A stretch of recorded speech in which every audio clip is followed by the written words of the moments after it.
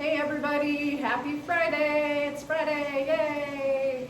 And we have another animal that comes from an egg today. And before we start our video, I want to dedicate this to my mom and my sister Carrie and my friend Connie and my friend Jody because I know they absolutely love snakes. But this is our resident snake. She is Mugsley. She is a ball python. They come from Africa, the west and central parts of Africa.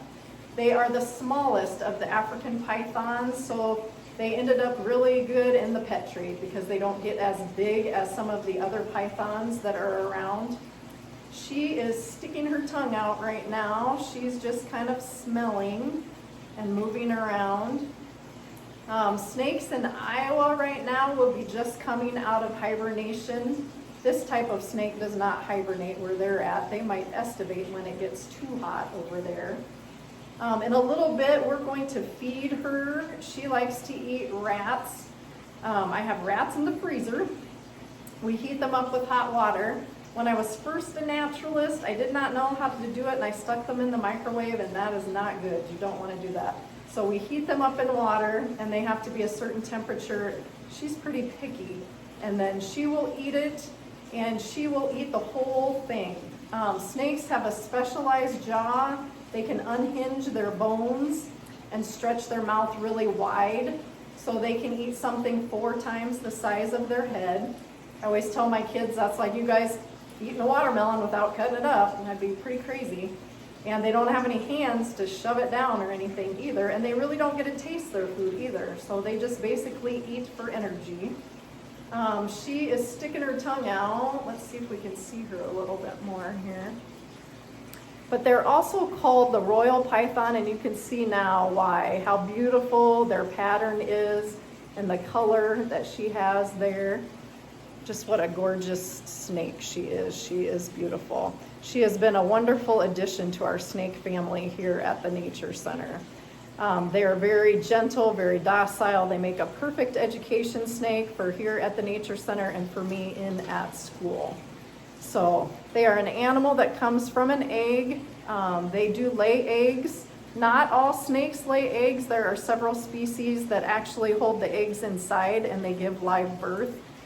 We have one in Iowa, the garter snake, and I guess rattlesnakes too do that. And then adders and sea snakes all give live birth.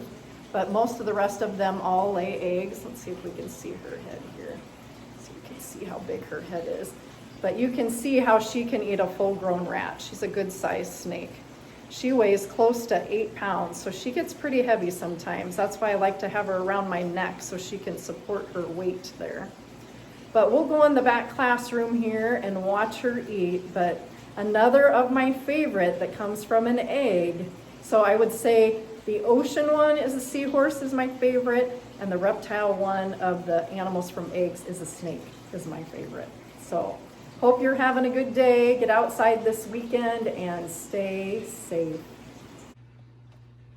Okay, I just thought I'd show you. These are gourmet rodents that we get them in one in a package here, and then we unthaw them. I'll show you what they look like.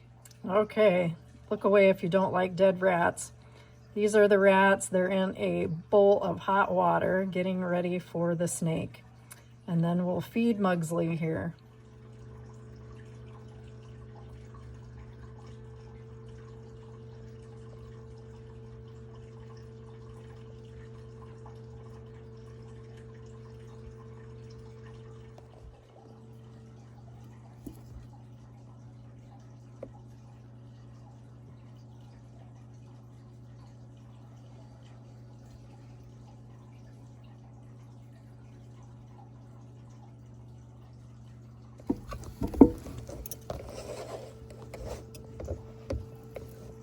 This is Toby. Toby is taking the mouse. Mugsley wasn't hungry. I'm sorry. So this is Toby. She grabs it, and like I said, she'll strangle it, even though it's already dead. And then she'll start to eat it here. But she'll hang on to it here for just a little while.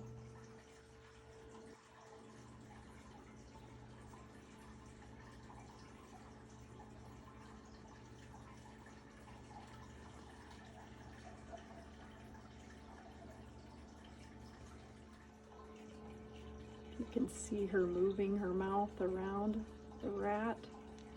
She's almost got the front legs in.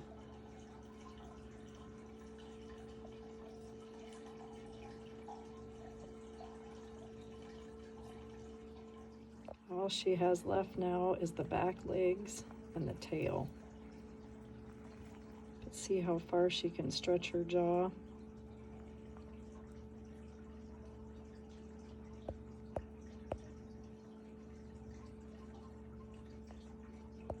How she moves it just like water down a pipe.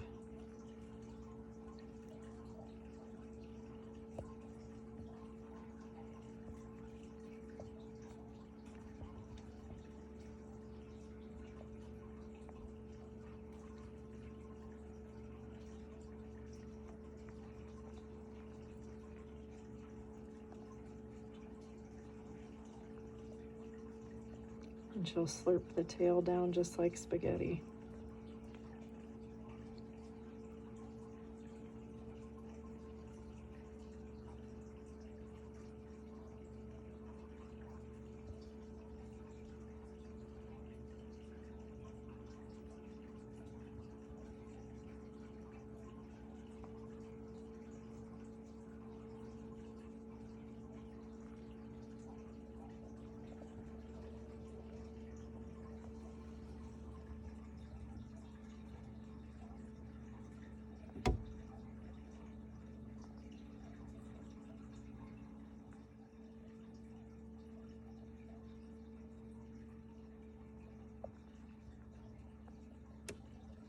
There goes the tail.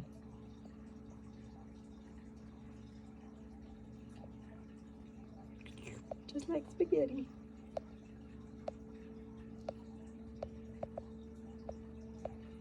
Well, sorry Muggsy wasn't hungry, but Toby definitely was.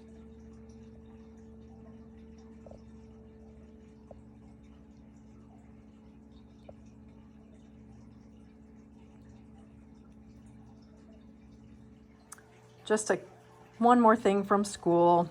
These are some of my toy snakes that we pass around, but we talk about the different patterns that snakes can have and the old rhyme that tells you if it's poisonous or non-poisonous from looking at this color pattern anyway. So the red touches black, you're okay, Jack. Red touches yellow, you're a dead fellow. So this one right down here, we have an Iowa, which is a milk snake, and I'll show you a real picture of a milk snake. And then the other one is a coral snake. So by looking at the pattern, you can tell whether or not they're poisonous or not. We don't have the other ones in Iowa, and most people aren't going to stand there and check out the pattern, but it's just kind of a fun one to know.